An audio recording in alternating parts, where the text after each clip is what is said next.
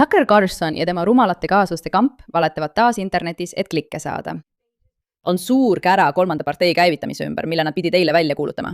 Ma mõtlen, vaata seda säutsu. Mega reedeti. Meid kõiki reedeti. On aeg uueks teeks edasi, loomulikult šariaadi seaduse poole. Rohkem homme kell 18:00 idaaja järgi. tuckercarlson.comis ja loomulikult, kui sa läksid tuckercarlson.comi ja tahtsid otseülekannet vaadata, siis nad tahtsid, et sa toetaksid ja maksaksid sellele mehele raha, sest tal on nii väga vaja veel rohkem oma rasket teenistust. Sinu raskelt teenitud raha. Ja kõik olid nii elevil ja ootasid seda suurt teadet. Ja tead, mis juhtus? Absoluutselt mitte midagi. Ta kuulutas välja selle idiootliku 10-punktilise plaani ja seldituse, kuidas Ameerika ise ennast hävitab ja kuidas tema, šariaadi seaduse pooldaja, on see inimene, kes selle päästab.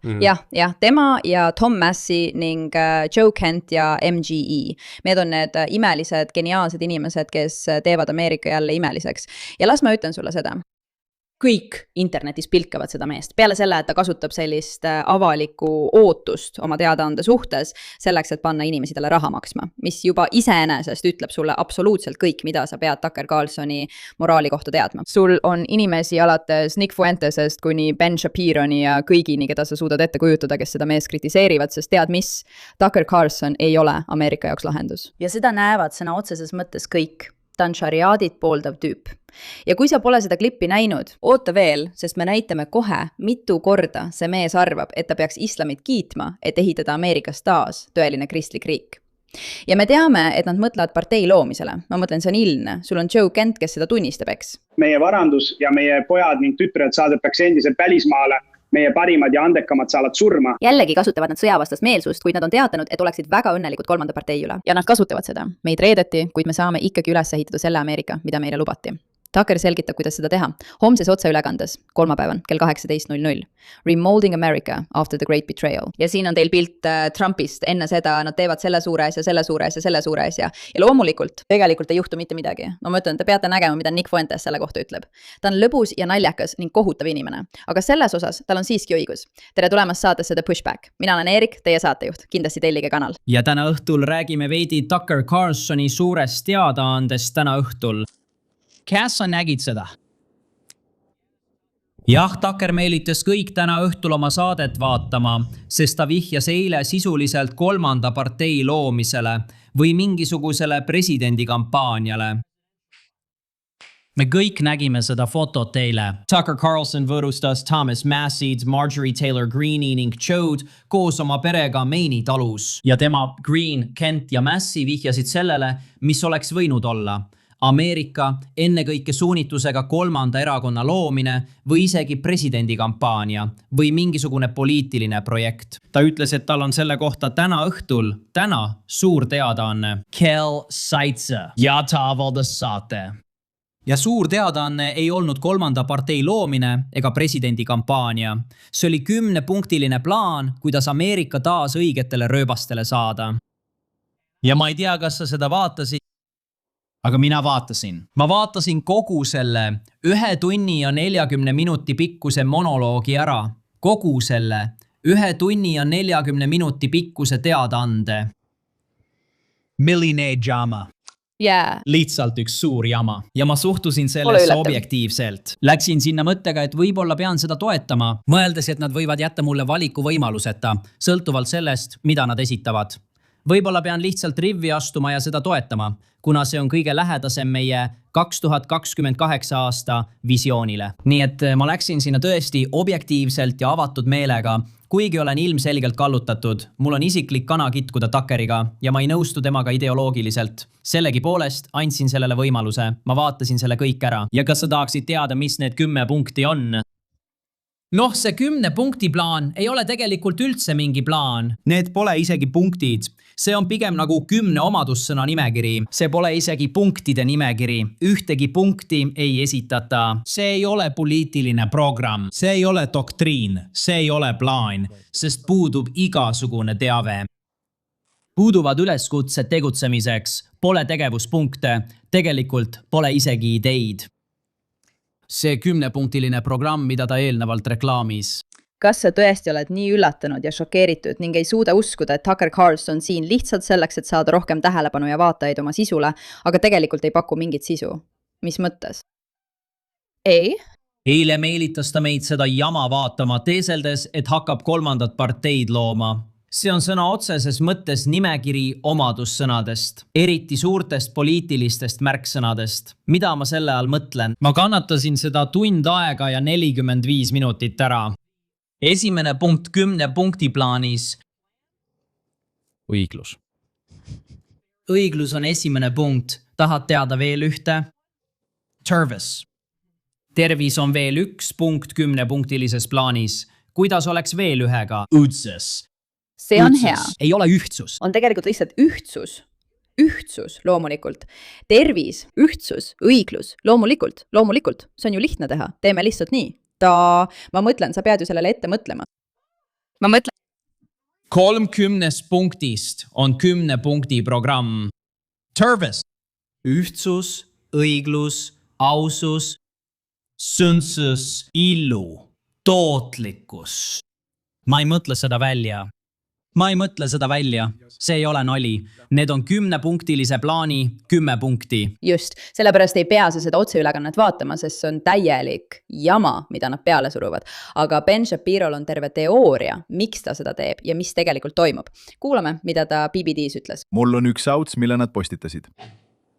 Ma arvan, et Marjorie Taylor Greene postitas esimesena pildi neist Maini majas ja ma arvan, et see oli Joe Kent. Thomas Massey, Joe Kent, MTG. Ja mõned nende abikaasad ka, jah? Õige. Ja siis ütles Tucker, et magad reedeti, meid kõiki reedeti. On aeg leida uus tee edasi. Rohkem homme õhtul kell 18.00. Mida sa arvad? Mida me järgmisena Tuckerilt saame? Ta räägib poliitilisest ma arvan, et on parteist. väga ebatõenäoline, et ta kavatseb asutada päris erakonna. Põhjus, miks ma arvan, et see on ebatõenäoline, on see, et see nõuab teatud hulga aega ja pingutust, mida ma ei usu, et Tucker oleks valmis sellesse panustama. Ja kolmandatel parteidel on riigis valimisedu osas üsna negatiivne ajalugu. Ma mõtlen, et tõenäoliselt käivitab ta pigem mingisuguse Ted Cole. Nad nimetavad seda parempoolsete jaoks DSA lightiks ja omamoodi sisemine sead hobuse raua kujuline parem liikumine, mis püüab teatud ringkondades eelvalimiste kandidaate üles seada ja püüab eelvalimistel paljult sõna võtta. Ma mõtlen, et see oleks kindlasti kõige targem asi, mida tal teha. Me ei tea, kas Tucker on tark, nii et eks näis. Mitte, et ma tahaksin talle nõu anda. Aga kas sa arvad, et on üldse mingid võimalus seda kandideerib? Sest praegu räägitakse, et nad arvavad, et J.D. Vance on kompromiteeritud. Ma arvan, et see on väga ja ma arvan, et see on äärmiselt ebatõenäoline. Ja, ilmselt nad ütlevad, et läksid sinna teda veenma kandideerima, sest nad arvasid, et see pidi olema JD. Ja nüüd nad ei usalda JD-d, sest nad arvavad, et JD on Iraanisse ja kõige selle tõttu kompromiteeritud. Kui see on see, mida JD Vance saab kogu oma lojaalsuse eest Tucker Carlsonile, siis see oleks üsna hämmastav. Mida? Sa mõtled, et Tucker Carlson ei ole tegelikult inimestele lojaalne? Mida? Kuidas? Mida? Wow, ma ei suuda seda uskuda. Ma mõtlen all in nüüd. Ma mõtlen, fakt on see, et asepresidendil on ilmselgelt väga lähedane suhe Tucker Carlsoniga.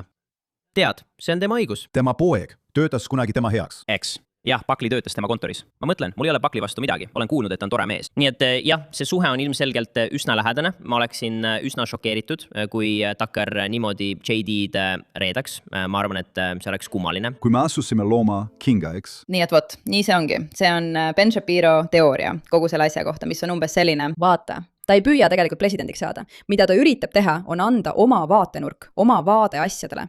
See väga sõjavastane, äärmuslik, parempoolne, naeruväärne inimrühm, kes on oma olemuselt lihtsalt Ameerika vastased. Jällegi, peameeles, me vaatame kohe šariaadi seaduse klippi, ta tahab neile sõna anda.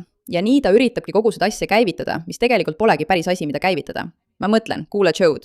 Õigemini, kuula, mida Jeremy Boring selle kohta ütleb. Ma arvan, et Tucker Carlson kuulub väikese inimeste rühma hulka, kes üritavad luua uut Ameerika enamust, mis põhineb vasakpoolsel majanduspopulismil ja parempoolsel sotsiaalsel populismil. Tucker üritab luua uut Ameerika enamust. Vasakpoolse majanduspopulismi ja parempoolse sotsiaalse populismi põhjal. Ta ütleb, et tema lemmikdemokraadid on Elizabeth Warren ja Bernie Sanders. Tucker tegeleb ilmselgelt poliitilise projektiga. Traditsiooniline Ameerika konservatiivne koalitsioon on takistuseks sellele uuele enamusele, mida nad püüavad luua. Kui Elizabeth Warren oleks lihtsalt samasooliste abielu ja abordi vastu, oleks ta Tucker Carlsoni unistuste presidendikandidaat. Ma arvan, et Taker püüab Ameerikas uut poliitilist koalitsiooni luua. See on natuke nagu Euroopa. 20. sajandi keskpaiga Euroopa parempoolne sotsialistlik liikumine. Ta vaatab põhimõtteliselt meediaeksperdina ja küsib, mis paneb inimesi kuulama, mis paneb inimesi hääletama. Sotsialistlikud ideed, sest need kõlavad nii kenasti. Vabadus ja ühtsus ning odavus ja viha ning vihkamine. Ja miks me ei võiks neid kahte asja lihtsalt kokku panna? Ja lisame ka selle, et me lihtsalt armastame šariaati. Ja siis ongi meil 3 kõige hullemat ja rumalamat Ameerika gruppi, kes lähevad ja hääletavad, sest nad usuvad sõna otseses mõttes ükskõik millist idiootset asja, mida ma ütlen. Sul on hullumeelsed vasakpoolsed, hullumeelsed parempoolsed ja islamistid. Nii et toome nad kõik lihtsalt kokku. Ja nii, täiuslik. Me saame kogu tähelepanu, me saame kõik vaatamised ja isegi kui meid ei valita, teenime me lihtsalt edasi raha. Kuulge, see on tegelikult päris geniaalne strateegia. Ta on leidnud kõik madala IQ-ga inimesed. 1, 2, 3 ja ta räägib otse nendega. Ma mõtlen, see video, kus ta armastab šariaati, ajab mind alati oksele, kui ma seda vaatan. See on pärit Milk Bar TV-st. Mine vaata teda. Šariaat on halb set. Ma ei tea, kas sa oled sellest kuulnud. See on halb. See on hullem kui see, mis toimub New Yorgis ja Detroitis. See on lihtsalt halb. Ma ei tea, miks. Ja lihtsalt aastate pikkune ajupesu. Mulle lihtsalt meeldib nii väga reisida, et ma näen seda. Pole ühtegi lääne linna, mis õitseks. Ja nad kõik manduvad täpselt samamoodi.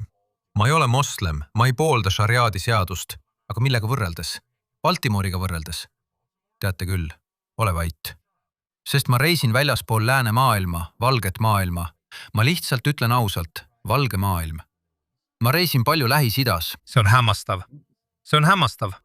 Kui see midagi loeb, ma olen üsna tulihingeline kristlane ja ma tunnen end siin islami südames täiesti mugavalt. Aga kui sa lähed laheriikidesse, siis on uskumatu olla kohas, mis tunneb enda üle uhkust, mis usub oma usku. Olgu, ma arvan, et me oleme piisavalt näinud. Kas sina oled piisavalt näinud? Mina olen piisavalt näinud, ma ei suuda seda tegelikult kuulata.